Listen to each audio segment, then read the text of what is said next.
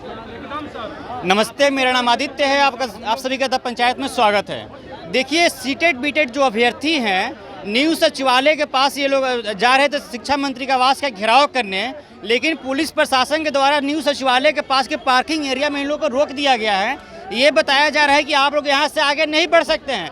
तो हमारे साथ बहुत सारे अभ्यर्थी हैं, इनसे बात करते हैं और क्या क्या बोल के इनको रोका गया। सबसे पहले नाम बताइए अपना। मेरा नाम उत्तम है सर, और मैं थोड़ा सीधा रहिए, थोड़ा सीधा रहिए, हाँ थोड़ा सीधा रहिए, थोड़ा सा कैमरा फिट कर लीजिए। हाँ। मेरा नाम उत्तम है और मैं आपको ये चैनल के माध्यम से कहना चाहता हूँ कि द पंचायत टीवी जो आप जो प्रोटेस्ट कर रहे हैं, इसके लिए आपको हार्दिक बधाई देना चाहते हैं कि हम मीडिया कर्मी हम लोगों को प्रोटेस्ट में मतलब भागीदारी कदम से कदम मिला के साथ देना चाहते हैं। हमारा प्रमुखता से मांग ये है सर, एक चीज़ हम आपको दिखाना चाहते हैं। हमारे पास एक लेटर है, इस लेटर को थोड़ा सा देखिएगा, इसको थोड़ा सा आप देखिए। यहाँ पे लिखा हुआ है, इस विशेष चक्र के पूर्ण होने के बाद ही साथ ही शिक्षक नियोजन 2019-20 की प्रक्रिया पूर्ण मानी जाएगी। और ये माननीय शिक्षा मंत्री जी के शिक्षा विभाग का अपर मुख्य सचिव संजय कुमार का लेटर है, जो कि छठा चरण की प्रक्रिया पूर्णतः समाप्त करने की घोषणा विशेष राउंड की काउंसलिंग के लिए किए थे, मगर उन्होंने जिस तरह से गिरगिट होता है ना, उससे बेहतर रंग बदलने में वो माननीय शिक्षा मंत्री जी माने जाते हैं। खत्म नहीं हुआ अभी तक छठा चरण की प्रक्रिया यहाँ तो लिखा हुआ है कि पूर्ण मानी जाएगी, मगर अब वो बोले जा रहे हैं वो लोग कि 86 नियोजन इकाई में हम पुनः काउंसलिंग करवाएंगे।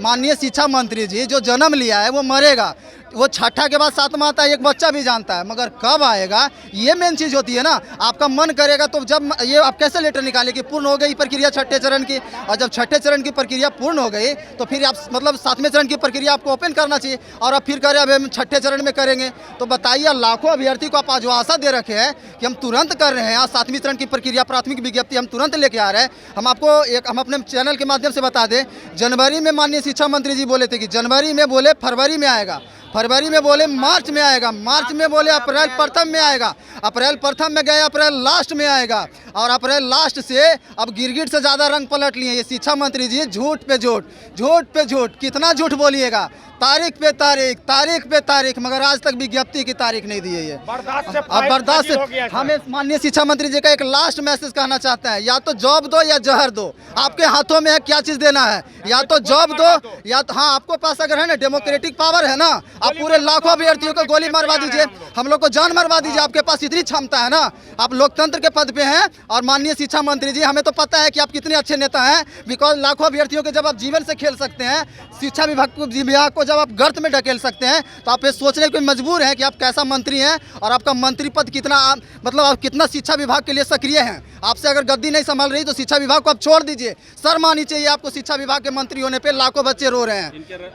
यहाँ पे किस लिए रोका गया, क्यों, क्या बोल? यहाँ पे ये रोका गया है कि हम लोग माननीय शिक्षा मंत्री जी के आवास का घेराव करना चाहते हैं, और माननीय शिक्षा मंत्री जी के जो मतलब ये पुलिस प्रशासन है वो हम लोगों को देखना चाहते हैं बर्बरतापूर्ण रवैये से, वो लोग यहाँ पे रोक पा रहे हैं और हम लोग को आगे प्रोटेस्ट करने पे मतलब यहाँ पे प्रतिबंध कर रहे हैं। मगर शिक्षा मंत्री जी, ये जन जन की आवाज़ है, कितना रोकिएगा आप, कहाँ से रोकिएगा, ये संभव नहीं है रोक पाना। एक बार आप दिखा दीजिए कि कितने अभ्यर्थी और कितने लोग खड़े पड़े हैं। और ये शिक्षा मंत्री जी, आप कहीं से भी हो, आपको जनता की आवाज़ को सुनना पड़ेगा। धन्यवाद सर। देखिए, यहाँ पे अभ्यर्थियों में बहुत आक्रोश है। यहाँ पे सचिवालय के पास इनको पार्किंग एरिया में लाकर बंद कर दिया गया है, यहाँ से इनको बाहर नहीं निकलने दिया जा रहा है।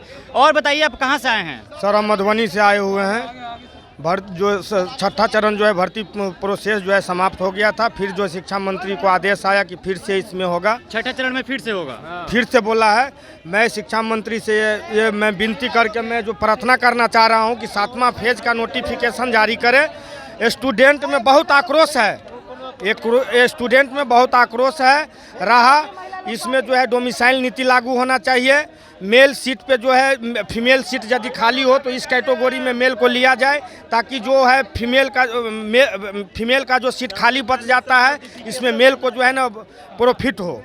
तो शिक्षा मंत्री से मैं यही प्रार्थना और जो है ना विनती करना चाहता हूँ कि इतना जो है ना, इतना जो कगार जो है भीड़ लगा हुआ है नोटिफिकेशन के लिए, नोटिफिकेशन नहीं होगा तो हम लोग आत्मदाह कर लेंगे, क्योंकि अपना जो टीचर को स्कूल में होना चाहिए था वो टीचर रोड पे भटक रहे हैं और लाठियां खा रहे हैं पुलिस की। हम सर जो है रात में हमको नींद नहीं होता है, बहुत जो है ना हम फ्रस्ट्रेट हो गए हैं। शिक्षा मंत्री का जो है नीति जो है बहुत गड़बड़ लग रहा है, इससे हम लोग जो है ना आप बर्दाश्त नहीं कर पाएंगे। जी जी जी जी जी सर, मैं जो है सर हम ये बोलेंगे, नींद नहीं होता है। शिक्षा मंत्री जी, आप या तो विज्ञप्ति दे दीजिए या तो जहर दे दीजिए।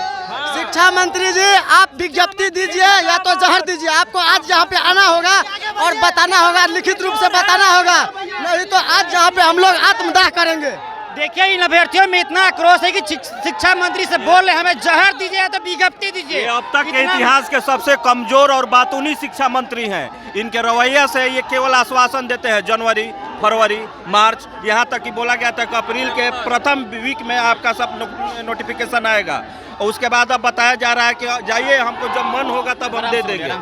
ठीक ना, जब अब बता रहे हैं कि हमारा जब मन होगा तब आपका हम विज्ञप्ति दे देंगे। अब बताइए सर, मर्जी चलता है क्या यहाँ पे? 3 साल से सर हम लोग आश्वासन पर आश्वासन हमको दिया जा रहा है। अपना घर समझ लिए क्या ये लोग? अब तो आप यही कह सकते हैं, इनका जैसे बपौती हो गया है, ये इनका बपौती हो गया है कि जो मन करेगा वो ये करेंगे, हम लोग केवल देखते रह जाएंगे। आपने तो सलाह, हम ही लोग आपको शिक्षा मंत्री बनाए हैं महाशय, हम ही लोग के बदौलत आप शिक्षा मंत्री हैं। जिस दिन हम लोग चाह देंगे तो आप शिक्षा मंत्री एक आम नागरिक बन के रह जाएंगे। इसलिए हम निवेदन कर रहे हैं कि हम लोगों का मांग को पूरा किया जाए। शिक्षा मंत्री जी से खाली करो कि जनता आ रही है। शिक्षा मंत्री सुन लीजिए, शिक्षा मंत्री सुन लीजिए। रामधारी सिंह दिनकर की वो कविता हमें आज भी याद है कि सदियों से रखी आग जो है सो सुगबुगा उठी, सिंहासन खाली करो कि जनता आ रही है। शिक्षा मंत्री जी आज आप विज्ञप्ति दीजिए, नहीं तो हम लोगों को जहर दे दीजिए। आज हम लोग आत्मदाह करना चाहते हैं। आज आपको यहाँ पे आना होगा और यह आपको जो है लिखित रूप से बताना होगा, नहीं तो आज हम लोग आत्मदाह करने के लिए तैयार है।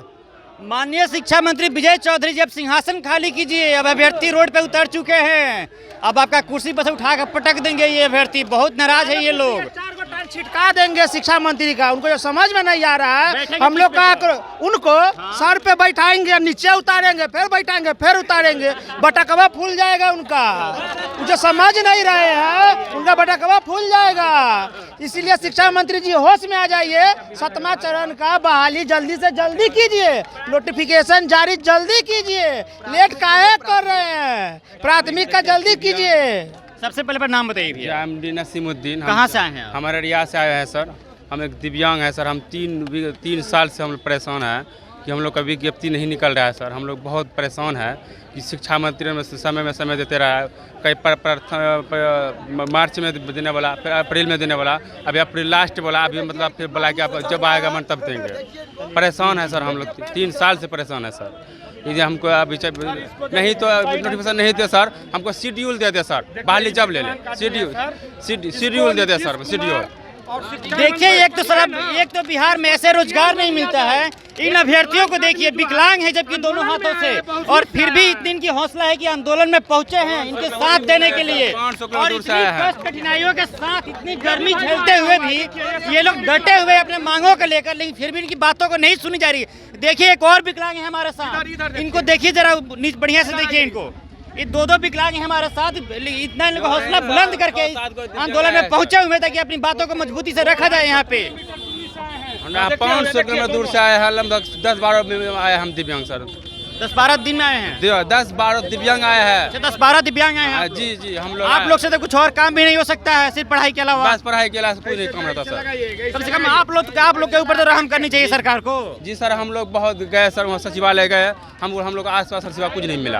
आश्वासन के सिवा कुछ नहीं मिला सर, सिर्फ हम लोग आश्वासन दिया। आश्वासन पे आश्वासन कब तक मिलता रहेगा? कब तक मिलेगा सर? हम लोग बस इसके सिवा मरने का सिवा कोई नहीं, आत्मदाह करने का सिवा कुछ नहीं हम लोग का सर। देखिए इन छात्रों का कहना है, शिक्षक देते हैं छात्रों का शिक्षा का अधिकार, जिसके बिना है जीवन बेकार। आश्वासन नहीं विज्ञापन चाहिए, मानसिक पीड़ा से मुक्ति चाहिए। 7वीं चरण सीटेट बीटेट उत्तीर्ण अभ्यर्थी संघ बिहार प्रदेश शिक्षा मंत्री सचिवालय का घेराव कार्यक्रम करेंगे ये लोग। वंचित अभ्यर्थियों ने ठाना है प्राथमिक विज्ञप्ति लेकर ही जाना है। सरकार अपना वादा पूरा करे, 7वीं चरण प्राथमिक विज्ञप्ति अप्रैल में ही जारी करे। लेकिन यहाँ तो सरकार अप्रैल ही छोड़ दीजिए, लग रहा है ये भी साल खत्म हो जाएगा, लेकिन विज्ञप्ति नहीं जारी होगा इन अभ्यर्थियों का। आपका क्या कहना है? मेरा भी कहना है कि 7वीं चरण की विज्ञप्ति बहुत जल्द जारी किया जाए। ठीक है, विज्ञापन जल्दी हम लोग का प्राइमरी नोटिफिकेशन मंत्री जी कहते हैं कि अप्रैल में बहुत जल्द जारी किया जाएगा, बहुत जल्द जारी किया जाएगा, लेकिन बार बार आश्वासन दिया जा रहा है। इसके बावजूद क्या क्या परेशानी आपको घर में झेलनी पड़ती है? मतलब विकलांग एक होने के बावजूद आपकी नौकरी नहीं लग रही है, घर से बहुत लोग ताने मारते होंगे, गांव में से लोग ताने मारते होंगे, उसको कैसे आप लोग टैकल करते हैं? सर जी सर, हम लोग मतलब इतना पढ़ाई करके अभी 3 साल से बैठे हुए हैं, तब पर भी बोल रहा है। अब दिव्यांग के बहुत छूट होता है, उन लोगों पर सीट होते हैं, क्या कहते हैं, रिजर्व सीट होते हैं, तब पर भी आप लोग को अभी तक नहीं लगा है। क्या सरकार अभी नहीं देख रहा आप लोग को? जब जाते हैं पटना, हम लोग जनता दरबार भी आए थे, तब पर भी आश्वासन मिला कि हम लोग आपको देखेंगे, आप लोग को विशेष में लिया जाएगा। अब तक नहीं सर, कुछ नहीं लिया गया सर। हम लोग बस अभी तक 3 साल से बैठे हुए हैं सर। हम सोचे अप्रैल में आ रहा है, लास्ट या फर्स्ट पहले बोला, उसके बाद लास्ट बोला सर। ये बताइए सर, 19 लाख रोजगार का वादा किया गया था 2020 के विधानसभा चुनाव में, उसमें से कितना रोजगार मिला है आपको?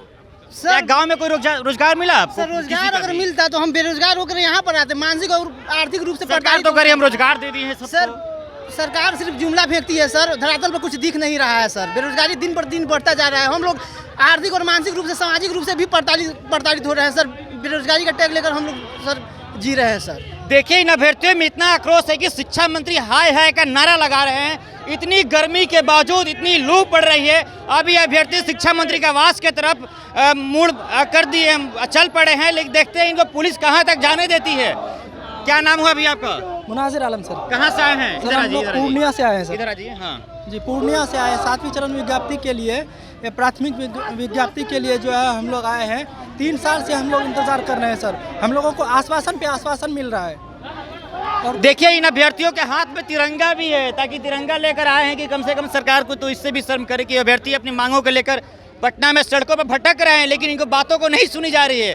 तो फिलहाल इस बातचीत में इतना ही। मेरा नाम आदित्य, आप तक पंचायत देख रहे थे। बहुत बहुत धन्यवाद।